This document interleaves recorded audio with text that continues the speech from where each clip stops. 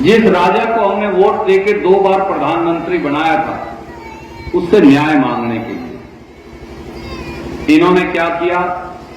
दुष्यंत चौटाला ने, मनोहर लाल खट्टर जी ने, नरेंद्र मोदी जी ने दिल्ली के बॉर्डर के ऊपर, हरियाणा के बॉर्डर पर दीवारें चढ़वा दी। जैसे कभी मुगलों ने हमारे साहबजादों को चिढ़ने के लिए करा था, वही काम इन्होंने लाखों किसानों के साथ किया।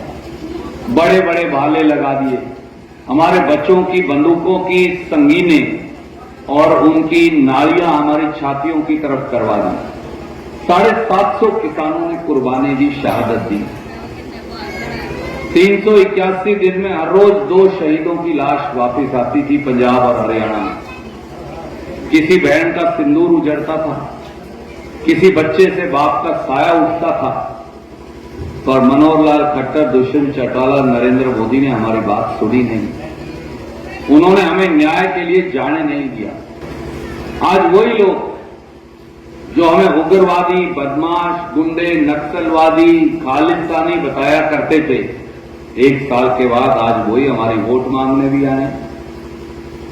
सरपंच साहब, अगर हम कल तक आप और मैं खालिस्तानी थे और नक्सलवादी थे, फिर आज हमारी वोटों की जरूरत क्या है?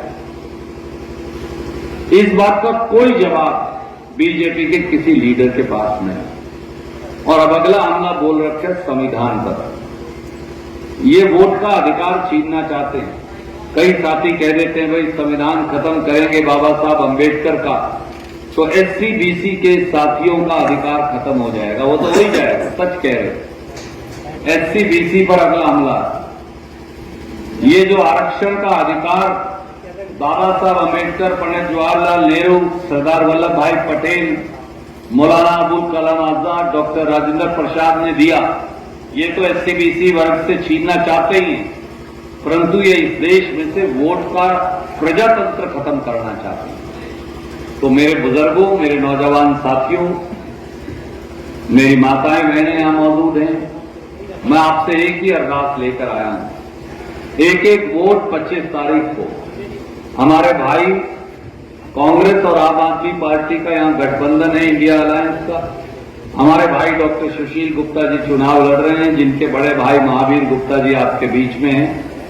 एक एक वोट इनको देकर आप जितने वोटों से रणदीप को बढ़ाते हैं, उससे भी ज्यादा वोट से डॉक्टर सुशील गुप्ता जी को चुनकर देंगे।